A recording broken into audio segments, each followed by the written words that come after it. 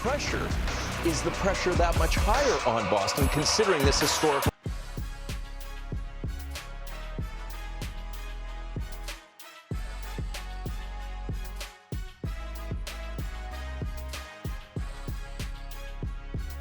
In the world of professional sports, rivalries and fierce competition create excitement for fans all over.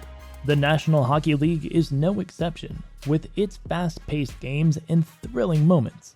However, in hockey fandom, some players stir up a unique feeling, something beyond team loyalty that leads to widespread dislike. Today's video explores the interesting world of NHL players disliked even by their fans. These 6 players carried the burden of frustration and hate from their supporters. Join us as we uncover their stories and delve into the complexities of fan-player relationships in the NHL. Let's get started. First on our list is Petr Nedved.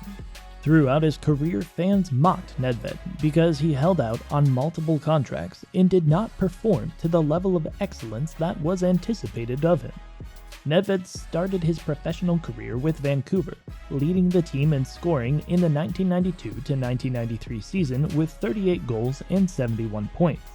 However, after his team was eliminated from the playoffs by the Los Angeles Kings, he requested his hero Wayne Gretzky for his stick, which angered the other team's supporters. When Nedved sat out most of the Canucks' 1993-1994 season, owing to a disagreement over a contract, he enraged Canucks fans even more. Before being transferred to the New York Rangers, Nedved suited up for the St. Louis Blues for 19 games, including 4 games in the postseason. After having a difficult time with the New York Rangers, he was dealt to the Pittsburgh Penguins. He scored 23 points for them in 46 games. After that, he enjoyed his best season with the Penguins, scoring 45 goals and 99 points in the 1995-96 season, followed by 10 goals and 20 points in 18 postseason games. He retired just after that. After playing for the Penguins for 2 seasons, fans became frustrated with Nedved because he sat out the following 2 seasons due to a dispute over his salary. Later, he was sent to the Rangers in exchange for Alexei Kovalev. He was booed not only by Pittsburgh fans when he returned to the team, but also by Rangers fans for the bulk of his second stint with the franchise after being traded there. Following his departure from the Rangers, Nedved skated for the Oilers, the Coyotes, and the Flyers before finally hanging up his skates in the NHL. Next on our list at number 5 is Shayne Corson, and it was during his 19-year NHL career that the hatred from his fans began. Corson began his career in Montreal, where his rough play and multiple bar brawls earned him 3 suspensions during the 1991-1992 season. Corson's antics wore on the team and its supporters, and he was moved to the Oilers in the summer of 1992. During his 3 seasons in Edmonton, the Oilers' record was dismal, and fans reached a breaking point when Corson got into a brawl with teammate Jason Arnott about who was credited with an assist. Corson's captaincy was removed as a result of the event, and head coach George Burnett was fired. Corson joined the St. Louis Blues the following offseason, where he was involved in another captaincy controversy before being sent back to Montreal. Corson signed with the Maple Leafs in the summer of 2000. Corson, his brother-in-law Darcy Tucker, and Travis Green established a clique in Toronto that separated the team's locker room. Most Toronto supporters continued to support Corson, but their feelings for him shifted to hatred after he left the team during the 2003 playoffs. He joined the Stars near the end of the next season and appeared in 17 games, including 5 playoff games before retiring. Bryan McCabe comes in 4th. McCabe spent most of his 7 seasons with the Toronto Maple Leafs as a top-pairing defenseman, but while earning a career-high 68 points in 2005 to 2006, he failed to adapt his rugged game to the new NHL regulations. McCabe's skills swiftly deteriorated after signing a 5-year, $28.75 million agreement, and he became Leafs Nation's favorite whipping child. McCabe was sometimes forced to make costly decisions at inopportune times, such as scoring an overtime goal in his own net.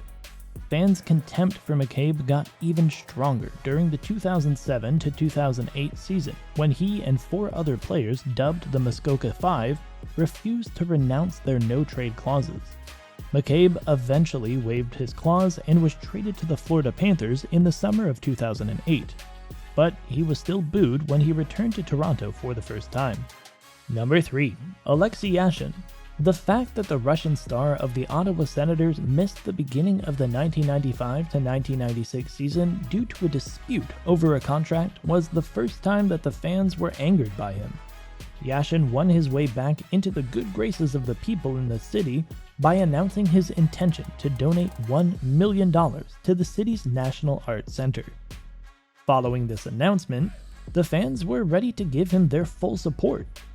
After it was discovered that the donation was contingent on Yashin's parents receiving $85,000 in annual consultancy fees, it was decided to cancel the donation altogether. He was held scoreless in the team's first-round sweep by the Buffalo Sabres after a career-high 94-point season in 1998-99. Yashin subsequently demanded a new contract and, in protest, sat out the whole 1999-2000 season. During his strike, supporters sued Yashin, and the relationship was irreparable by the time he returned for the 2000-2001 season.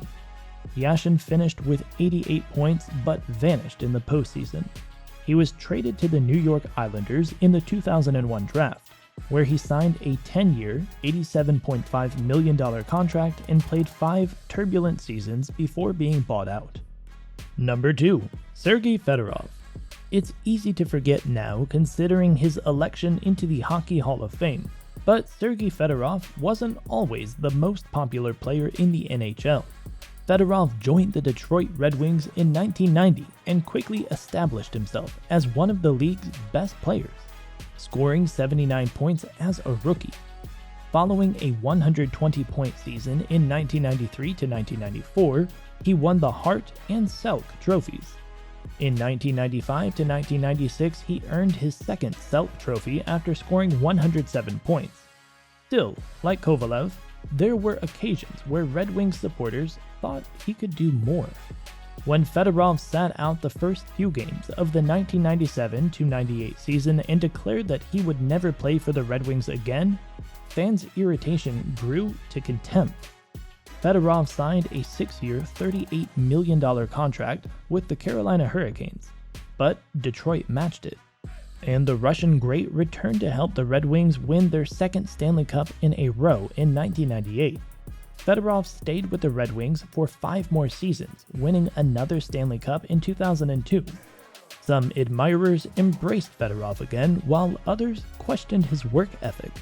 He upended the Red Wings supporters once more in the summer of 2003 when he turned down 2 contract offers and fled for Anaheim. Fedorov was booed anytime he returned to Joe Louis Arena for the rest of his career. Number 1. Mark Messier.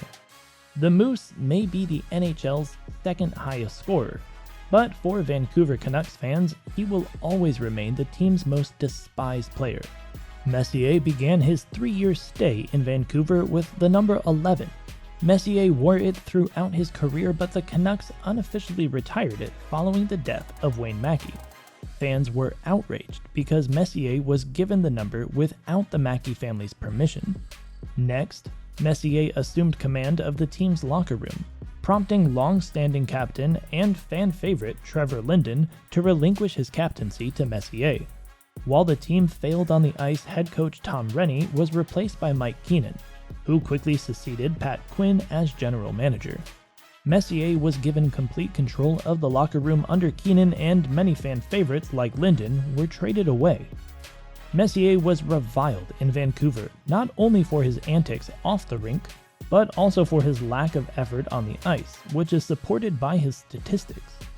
This was the primary reason for Messier's dislike of the city.